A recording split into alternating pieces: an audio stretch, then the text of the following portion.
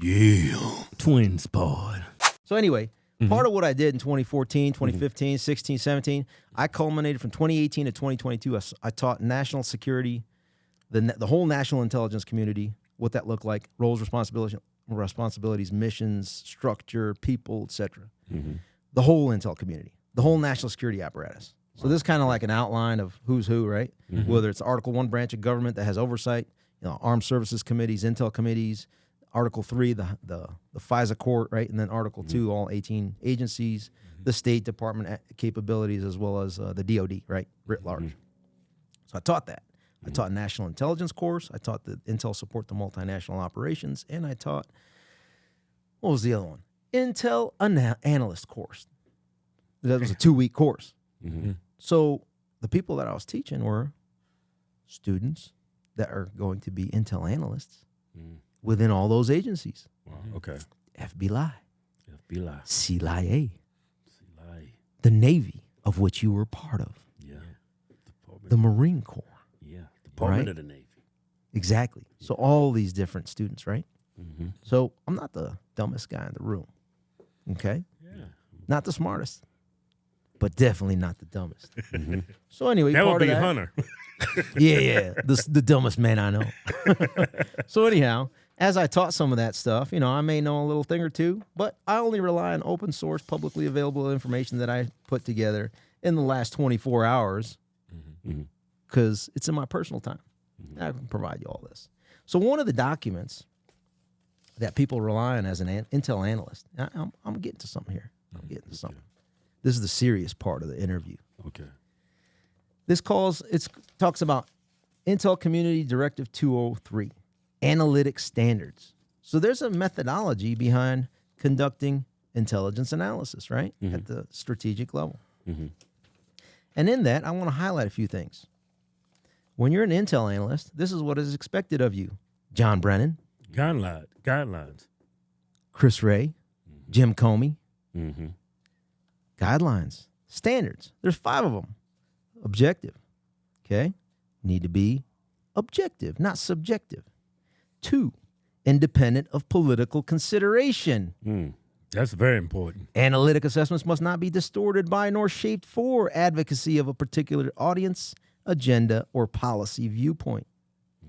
Okay. Number 3, timely, meaning the assessment needs to be timely so that decision makers can make the proper decisions to mitigate risk, mitigate threats. 4, based on all available sources of intel information.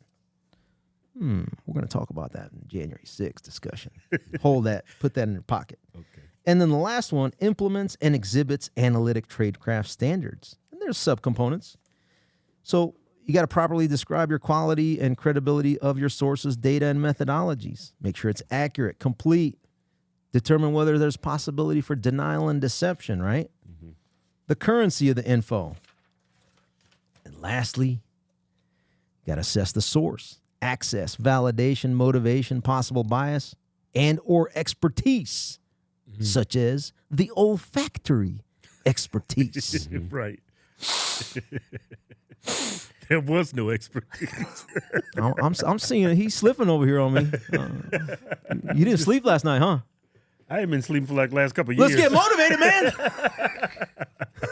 There was no expertise. Whoa. Where's your drink? It's right here.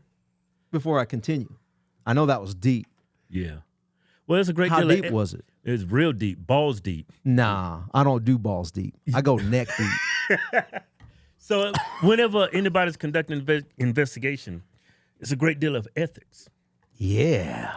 Got to be unbiased, got to be impartial, got to be objective. Yeah. Yep. Of course, that's not going on. Well, look at the whole trial about Trump going on right now. The impeachments, none of that was objective or impartial. Everything that we're going to talk about what's going on today with President Trump goes all the way back to what they did to General Flynn. Same people. Same people. It's the same damn people. Let's start with this. Same circle.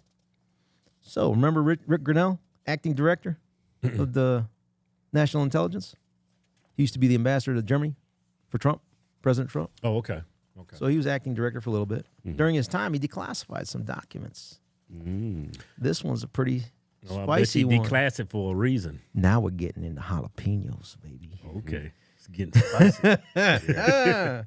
So let me move this. It's getting in the way. I need some room. Hey, man, you need some room. I need my workspace here. You've been teasing us the whole show. Man. So check this out. These are the 39 people that he declassified that unmasked General Flynn. Now, what unmasking is that they went ahead and collected on someone, and there was an American person that was involved in that signals intelligence, if you will, communication, that certain individuals can go ahead and unmask to identify the name of the individual. Okay. And this was related to the conversations that General Flynn had with Sergei Kislyak. Remember him? He was the Russian ambassador to the U.S. Okay. As the transition was coming in. Now I'm fast forwarding to December, January of 2017. Okay? So let's take a look. Remember my deep state target list? Yeah. Here's a category right here. Okay.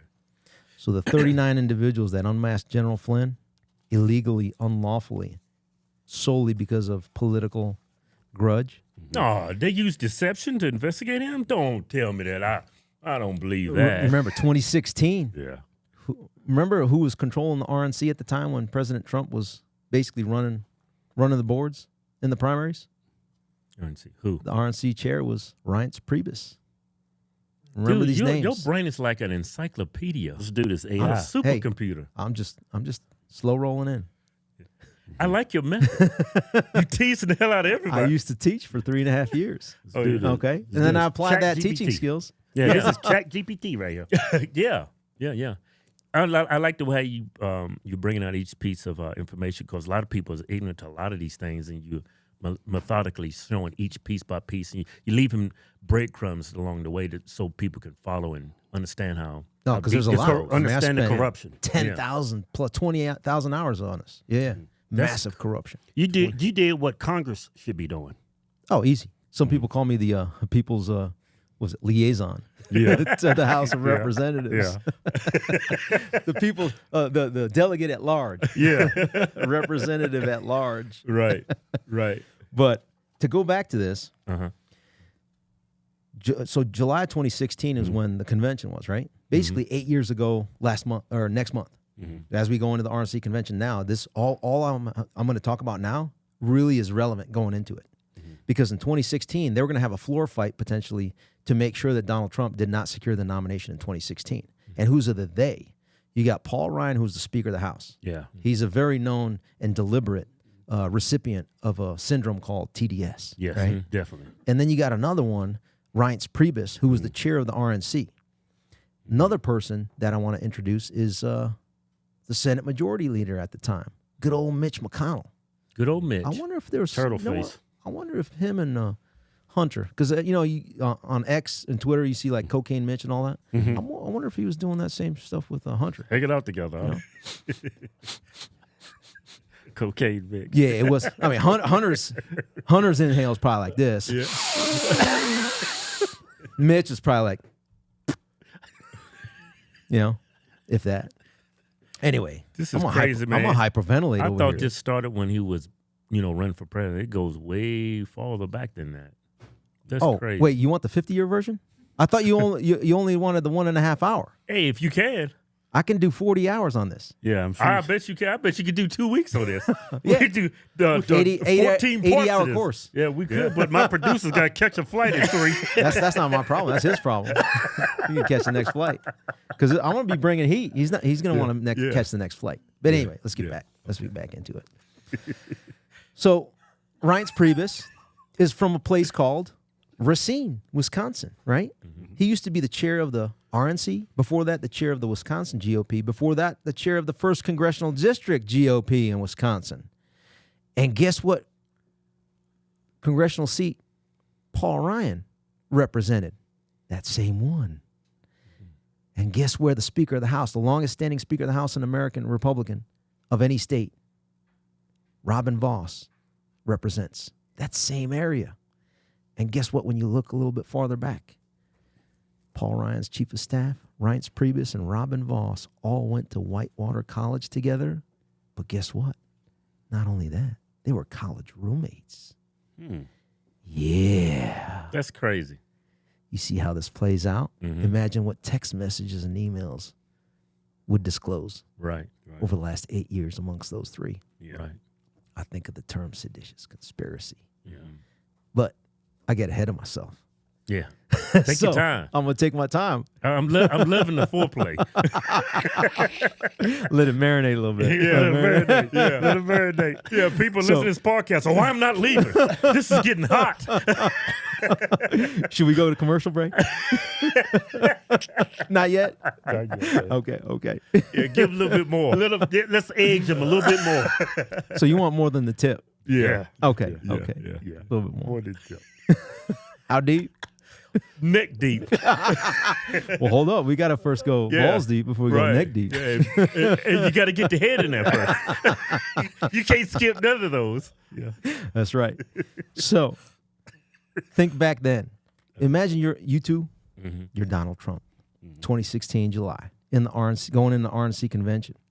And you and Corey Lewandowski are vetting 4 vice presidential candidates. Number 1, the Republican Governors Association chairman, Mikey Pence. Yeah, good old Mike. Mikey PP. Number 2, Chris Crispy. Remember him? Wow. Doughboy? Mm-hmm. Yeah. You remember that Bridgegate scandal he had back in New Jersey? Did you hear about that? No, I forgot. No, so you don't want to ask because you don't want me to go another hour into this whole story. I got you. Hold on to break your concentration. Hey, now I know why. You remember Mike Pence during that debate with Kamala? Yeah, remember yeah. that fly landed on him? I do. That makes a lot of sense now. It does.